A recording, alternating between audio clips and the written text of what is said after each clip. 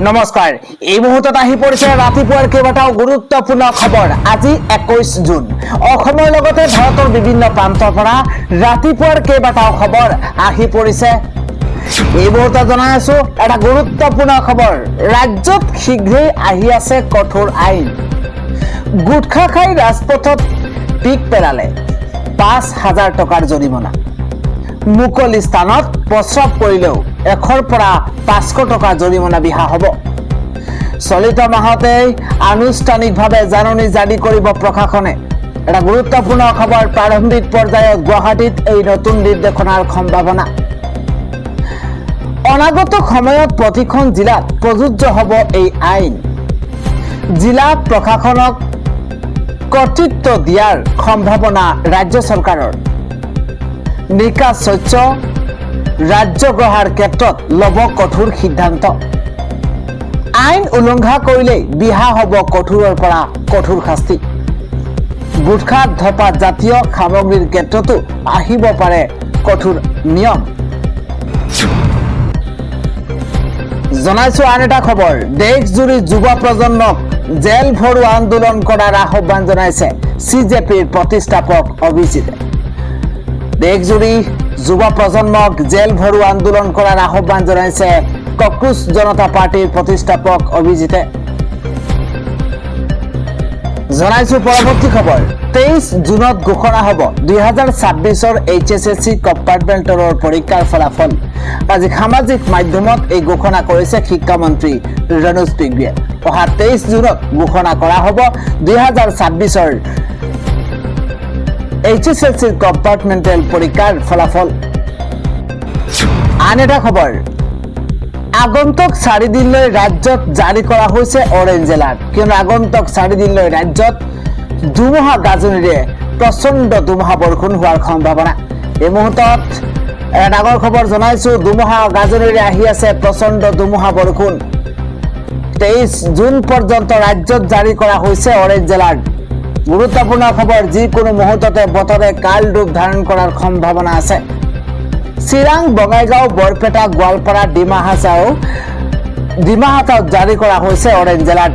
ইফালে ধুবুৰী, বৰপেটা, বজালী, বাক্সা, পশ্চিম কাৰ্বি আংলং, কাছাৰ, লখিমপুৰ লগতে ধেমাজি, তিনিচুকীয়াত য়েলো এলাৰ্ট জাৰি কৰা হৈছে।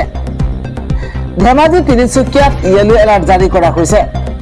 প্ৰয়োজন হলে নিশা ঘৰৰ পৰা আপুনি নোলাব, কিয়নো ৰাজ্যত আগন্তুক 4 দিনলৈ বতৰে কাল ৰূপ ধাৰণ কৰাৰ সম্ভাৱনা।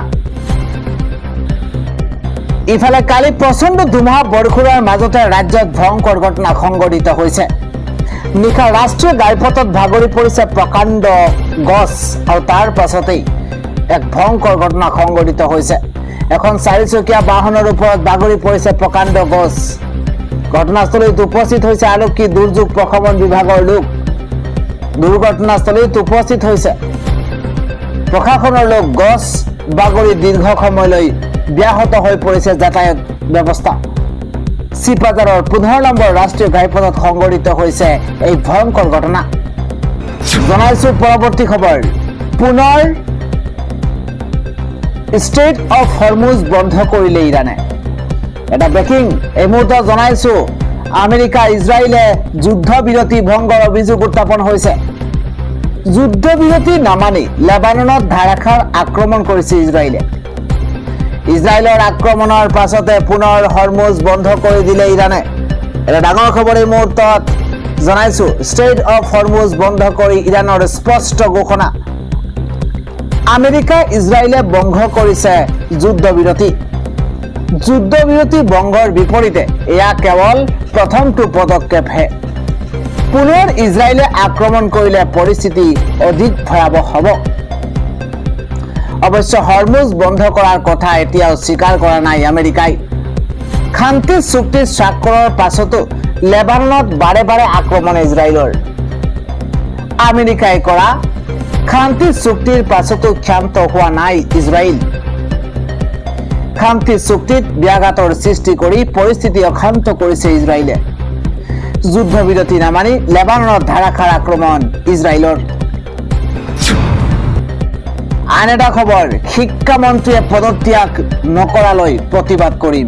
দিল্লী আৰক্ষীৰ নিৰ্দেশ অগ্ৰাহ্য কৰি এই হুংকাৰ অভিজিৎ দীপকে।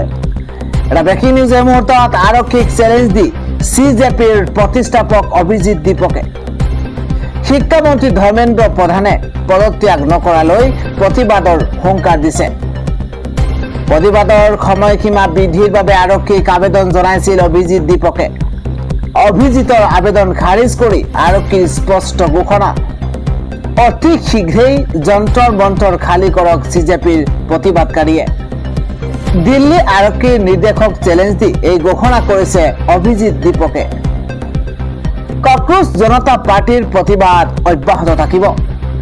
শিক্ষামন্ত্ৰীয়ে পদত্যাগ নকৰালৈ আমি প্ৰতিবাদ কৰি যাম। শিক্ষামন্ত্ৰীয়ে পদত্যাগ নকৰালৈ খালী নহয় যন্ত্ৰৰ মন্ত্ৰৰ। হাতে হাতে থালি চামুচ লৈ প্ৰতিবাদ কৰিছিল কক্ৰোচ জনতা পাৰ্টিয়ে। কক্ৰোচ জনতা পাৰ্টিৰ প্ৰতিবাদত বাধা আৰোপ কৰিছিল দিল্লী আৰক্ষীয়ে। আৰক্ষীক চেলেঞ্জ CJPৰ প্ৰতিষ্ঠাপক অভিজিৎ দীপকেৰ। এটা খবৰ হৈছে উত্তপ্ত হৈ পৰিছে সীমান্ত। ভাৰতত প্ৰৱেশৰ চেষ্টা চলাইছে বাংলাদেশীয়ে। এটা ব্ৰেকিং নিউজ এই মুহূৰ্তত উত্তপ্ত হৈ পৰিছে ভাৰত বাংলাদেশ সীমান্ত। এবাৰ BSFক অশ্লীল গালিগালাজ কৰি ভাৰতত প্ৰৱেশৰ চেষ্টা চলাইছে বাংলাদেশীয়ে। গুৰুত্বপূৰ্ণ খবৰ, সীমান্তত ভিৰ কৰিছে হাজাৰ হাজাৰ বাংলাদেশীয়ে। BSFৰ পুছবেকৰ পাছতেই তীব্ৰ উত্তেজনা সীমান্তত। সীমান্ত সুৰক্ষা বাহিনীকো আক্ৰমণৰ চেষ্টা বাংলাদেশীৰ। উত্তপ্ত হৈ পৰিছে ভাৰত বাংলাদেশ সীমান্ত। BSFক অশ্লীল গালিগালাজ কৰি ভাৰতত প্ৰৱেশৰ চেষ্টা বাংলাদেশীৰ। সীমান্তত ভিৰ হাজাৰ হাজাৰ বাংলাদেশীৰ। আন এটা খবৰ হৈছে খহি পৰিছে হনুমান মন্দিৰৰ ছাদ। ধ্বংসস্তূপত আবদ্ধ হৈ পৰিছে ভক্ত আৰু লগতে 7 গৰাকীৰ মৃত্যুৰ খবৰ। এটা দুখবৰ এই মুহূৰ্তত জনাইছো। ভক্তি আৰাধনাৰ মাজতে খহি পৰিছে মন্দিৰৰ ছাদ। হনুমান মন্দিৰৰ ছাদ খহি 7 গৰাকীকৈ ভক্তৰ মৃত্যু হৈছে। মন্দিৰৰ ধ্বংসস্তূপৰ মাজত আবদ্ধ হৈ পৰিছে 30-40 গৰাকীকৈ ভক্ত। যিকোনো মুহূৰ্ততে বৃদ্ধি পাব পাৰে মৃতকৰ সংখ্যা। অত্যন্ত দুখবৰ এই মুহূৰ্তত জনাইছো। মহাৰাষ্ট্ৰৰ জজপাৰী হনুমান মন্দিৰত হাহাকাৰ পৰিস্থিতিৰ সৃষ্টি হৈছে। ধ্বংসস্তূপত আবদ্ধ ভক্তৰ প্ৰাণ ৰক্ষাৰ বাবে অব্যাহত আছে উদ্ধাৰ অভিযান। হনুমান মন্দিৰত আয়োজিত কীৰ্তনত উপস্থিত হৈছিল শ শ ভক্ত। ভক্তৰ ভক্তি আৰাধনাৰ মাজতে খহি পৰিছে মন্দিৰৰ ছাদ আৰু তাৰ পাছতে 7 গৰাকীৰ ভক্তৰ কৰুণ মৃত্যু হৈছে। ইতিমধ্যে মৃতকৰ সংখ্যা বৃদ্ধি পোৱাৰো সম্ভাৱনা আছে। জনাইছো পৰৱৰ্তী খবৰ। তেজপুৰত দখালত পৰি মৃত্যু হৈছে একেটা পৰিয়ালৰে 2 কন্যা শিশুৰ। মৃত শিশু কন্যা দুটি 11 বছৰীয়া আয়েশা খাতুন আৰু 10 বছৰীয়া আৰিফা খাতুন। আয়েশাৰ ভগ্নী 8 বছৰীয়া চাহিদা খাতুনক জীৱন্তে উদ্ধাৰ কৰিছে স্থানীয় লোকে। পৰৱৰ্তী খবৰ, বিজেপিৰ সভালৈ গৈ থাকোতে পিতৃ মাতৃৰ কৰুণ মৃত্যু। অত্যন্ত দুখবৰ, গুৰুতৰভাৱে আহত হৈছে কেইবাগৰাকী লোক। ৰাজ্যৰ ৰাজপথত আকৌ অতি ভয়ংকৰ দুৰ্ঘটনা। বিজেপিৰ সভালৈ গৈ থাকোতেই ভয়ংকৰ দুৰ্ঘটনাত পতিত হৈছে বাহন। দুৰ্ঘটনা থিতাতে কৰুণ মৃত্যু হৈছে মাতৃ পুত্ৰৰ। বলেৰো পিকআপ ভানে নিয়ন্ত্ৰণ হেৰুৱাই দুৰ্ঘটনাগ্ৰস্ত। মাতৃ মাৰিয়া ৰংফাং ফাৰ্পি আৰু পুত্ৰ হাৰ্টিছন কামচাৰ মৃত্যু হৈছে। ভয়ংকৰ দুৰ্ঘটনাত গুৰুতৰভাৱে আন 7 গৰাকী লোক আহত হৈছে। কাৰ্বি আংলঙৰ বৰচুপনত এই শোকাবহ ঘটনা সংঘটিত হৈছে। আহত আটাইকে ততাতৈয়াকৈ চিকিৎসালয়ত ভৰ্তি কৰোৱা হৈছে। অত্যন্ত দুখবৰ, ৰাজ্যৰ ৰাজপথত আকৌ ভয়ংকৰ পথ দুৰ্ঘটনা সংঘটিত হৈছে। আগবাঢ়িছো পৰৱৰ্তী খবৰ। বিধায়ক অখিল গগৈ তোলা ধুনা দিছে বদৰুদ্দিন আজমলে। এটা গুৰুত্বপূৰ্ণ খবৰ এই মুহূৰ্তত জনাইছো। বিধায়ক অখিল গগৈক মানসিক বিকাৰগ্ৰস্ত আখ্যা বদৰুদ্দিন আজমলৰ। বিধানসভাত আমি উচ্ছেদৰ বিৰুদ্ধে মাত মাতিম, কিন্তু কংগ্ৰেছৰ বিধায়ক বেছি, সেইবাবেই তেওঁলোকে বেছিকৈ মাত মাতিব লাগে। অহা 22 জুলাইত শপত গ্ৰহণ কৰিব বদৰুদ্দিন আজমলে। আন এটা খবৰ, এবাৰ খানা খাবলৈ মাতি নি বন্ধুক নৃশংসভাৱে হত্যা কৰিছে ৰঞ্জিতে।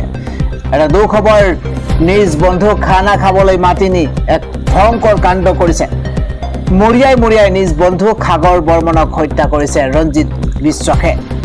প্ৰথমে দুয়োৰে অত্যাধিক সুৰাপান কৰি লিপ্ত হৈছে কাজিয়াত আৰু তাৰ পাছতে ৰঞ্জিত বিশ্বাসে নিজ বন্ধু সাগৰক গুৰুতৰভাৱে প্ৰহাৰ কৰিছে। আঘাতপ্ৰাপ্ত অৱস্থাত নিজ ঘৰতে আবদ্ধ কৰি ৰাখে সাগৰক। পিছদিনা পৰিয়ালে বিচাৰ খোচাৰ কৰি সাগৰ বৰ্মনক GMCHত ভৰ্তি কৰাইছে। বন্ধু হত্যাৰ অভিযোগত ৰঞ্জিত বিশ্বাসক ইতিমধ্যে প্ৰাগজ্যোতিষপুৰ আৰক্ষীয়ে গ্ৰেপ্তাৰ কৰিছে। চন্দ্ৰপুৰৰ পশ্চিম মায়ঙত সংঘটিত হৈছে এই চাঞ্চল্যকৰ হত্যাকাণ্ড। জনাইছো পৰৱৰ্তী খবৰ, পূৰ্বতকৈ ক্ষমতা বৃদ্ধি হ'ব পঞ্চায়তৰ। প্ৰতিখন পঞ্চায়তে লাভ কৰিব 1 কোটিকৈ টকা। অত্যন্ত ভাল খবৰ এই মুহূৰ্তত জনাইছো। অসমৰ প্ৰতিখন পঞ্চায়তলৈ বৃহৎ পুঁজি। এইবাৰ পূৰ্বতকৈ ক্ষমতা বৃদ্ধি হ'ব পঞ্চায়তৰ। ৰাজ্য চৰকাৰে হাতত লৈছে নতুন আঁচনি। 1 জুলাইৰ পৰা অসমত ৰূপায়ণ হ'ব BVG ৰামজী। পঞ্চায়তৰ বাবে প্ৰস্তুত কৰা হ'ব নতুন গাইডলাইন। মুখ্যমন্ত্ৰী ডক্টৰ হিমন্ত বিশ্ব শৰ্মাই এই ডাঙৰ ঘোষণা কৰিছে। অসমৰ প্ৰতিখন পঞ্চায়তলৈ আগবঢ়াব বৃহৎ পুঁজি। আন এটা খবৰ হৈছে নিটৰ পুনৰ পৰীক্ষাক লৈ ৰাজ্যত কটকটীয়া নিৰাপত্তা বেষ্টনী। ইতিমধ্যে 9টাকৈ নিৰ্দেশনা জাৰি কৰা হৈছে। এটা গুৰুত্বপূৰ্ণ খবৰ, নিটৰ পুনৰ পৰীক্ষাক লৈ ৰাজ্যত কটকটীয়া নিৰাপত্তা বেষ্টনী। পৰীক্ষাক লৈ জাৰি কৰা হৈছে 9টাকৈ নিৰ্দেশনা। আজি দুপুৰীত অনুষ্ঠিত হ'ব নিটৰ পুনৰ পৰীক্ষা। 21 জুনত দিনৰ 2 বজাৰ পৰা বিয়লি 5:15 অনুষ্ঠিত হ'ব নিটৰ পৰীক্ষা। ধুবুৰী জিলাৰ মুঠ 8টা কেন্দ্ৰত বহিব 2732 গৰাকী পৰীক্ষাৰ্থী। কোকৰাঝাৰ, বঙাইগাঁও আৰু দক্ষিণ খালমৰাৰ প্ৰাৰ্থীও থাকিব এই পৰীক্ষাত। ছাত্ৰ ছাত্ৰীক দুবাৰকৈ তালাচী কৰা হ'ব। লগতে থাকিব CCTV আৰু বায়োমেট্ৰিক ভেৰিফিকেশ্যন। 100 মিটাৰৰ ভিতৰত নো এন্ট্ৰি দিয়া হৈছে। পৰীক্ষা কেন্দ্ৰৰ 100 মিটাৰ ব্যাসাৰ্ধত BNSSৰ ছেকশ্যন 163 দ্বাৰা জাৰি কৰা হৈছে। কোনো ধৰণৰ ধৰ্ণা, কোনো ধৰণৰ শোভাযাত্ৰা বা লাউড স্পিকাৰৰ বজাব নোৱাৰিব।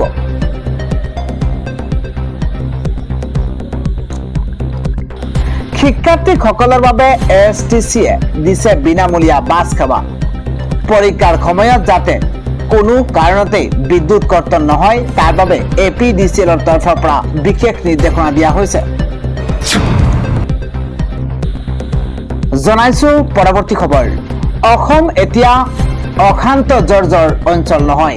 জাপান, অষ্ট্ৰেলিয়াৰ পিছত 27খন ইউৰোপীয়ান ৰাষ্ট্ৰই প্ৰত্যাহাৰ কৰিলে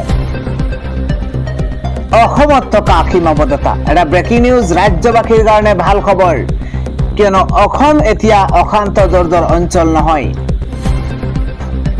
জাপান, অষ্ট্ৰেলিয়াই অসমৰ ওপৰত থকা সীমাবদ্ধতা প্ৰত্যাহাৰ কৰিলে। 27খন ইউৰোপীয়ান ৰাষ্ট্ৰই প্ৰত্যাহাৰ কৰিছে এই সীমাবদ্ধতা। ইয়াৰ ফলত পৰ্যটকৰ খুঁত বাঢ়িব অসমলৈ। হোটেল, হোমষ্টেৰ ব্যৱসায়ক লৈ অসমত সম্ভাৱনাৰ দুৱাৰ মুকলি। পৰ্যটকৰ খুঁত বঢ়াৰ লগে লগে ব্যৱসায় বাঢ়িব ৰাজ্যত। অসম পৰ্যটনক লৈ শীঘ্ৰেই নিৰ্মাণ হ'ব ৱেবছাইট। এই ৱেবছাইটৰ পৰাই সমগ্ৰ ৰাজ্যৰ হোমষ্টে বুকিং কৰিব পাৰিব। ছিংগল উইণ্ডৰ জৰিয়তে যাতে হোমষ্টে বুকিং কৰিব পাৰে। ফেচবুক লাইভৰ জৰিয়তে এই ঘোষণা কৰিছে মুখ্যমন্ত্ৰী ডক্টৰ হিমন্ত বিশ্ব শৰ্মাই। আন এটা খবৰ হৈছে ঘুষ লোৱাৰ অভিযোগত গ্ৰেপ্তাৰ হৈছে এইগৰাকী নগাঁও চিকিৎসা মহাবিদ্যালয়ৰ জ্যেষ্ঠ অধ্যাপক ডক্টৰ মনোজ কুমাৰ সিনহা। ৰাজ্যত হৈছে কি? ঘুষ লৈ হাতে লুটে গ্ৰেপ্তাৰ হৈছে চিকিৎসক মনোজ কুমাৰ সিনহা। এবাৰ নগাঁও আৰক্ষীয়ে জাগিৰোডত গ্ৰেপ্তাৰ কৰিছে চিকিৎসক মনোজ কুমাৰ সিনহাক। নগাঁও চিকিৎসা মহাবিদ্যালয়ৰ জ্যেষ্ঠ অধ্যাপক ডক্টৰ মনোজ কুমাৰ সিনহা। দীৰ্ঘদিন ধৰি ডক্টৰ মনোজ কুমাৰ সিনহাৰ বিৰুদ্ধে উত্থাপিত হৈ আহিছিল দুৰ্নীতিৰ অভিযোগ। মৰণোত্তৰ পৰীক্ষাৰ প্ৰতিবেদন ভালকৈ দিয়াৰ নামত ঘুষ লৈছিল ফৰেনচিক বিভাগৰ মুৰব্বী অধ্যাপক ডক্টৰ মনোজ কুমাৰ সিনহা আৰু হাতে লুটে ধৰা পৰিছে ফৰেনচিক বিভাগৰ মুৰব্বী অধ্যাপক মনোজ কুমাৰ সিনহা। নগাঁও জিলা আয়ুক্তক অভিযোগ দিছিল এগৰাকী ভুক্তভোগীয়ে। মৰণোত্তৰ পৰীক্ষাৰ প্ৰতিবেদন সাল সলনি কৰাৰ নামত ধন সংগ্ৰহ কৰাৰ অভিযোগ উত্থাপন হৈছে। নগাঁও জিলা আয়ুক্তক অভিযোগ দিছিল ভুক্তভোগীয়ে আৰু তাৰ পাছতেই একচন।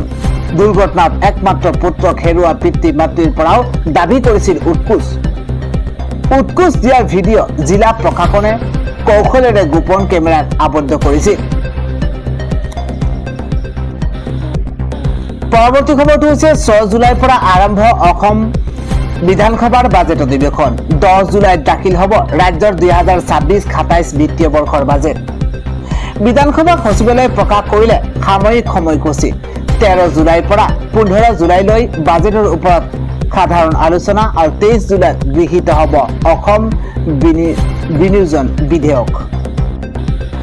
বিধানসভা সচিবালয়ে প্ৰকাশ কৰা সাময়িক সময়সূচী অনুসৰি আগন্তুক 26-27 বিত্তীয় বৰ্ষৰ বাবে ৰাজ্যিক বাজেটখন অহা 10 জুলাইত সদনত উত্থাপন হ'ব। ৰাজ্যখনৰ অৰ্থনৈতিক অগ্ৰাধিকাৰ আৰু উন্নয়নৰ গতিপথ নিৰ্ধাৰণ কৰিবলগীয়া এই অধিৱেশনখনত কাৰ্যক্ৰমণিকা আৰু বিত্তীয় বিষয়সমূহৰ ওপৰত বিস্তৃত আলোচনা চলিব।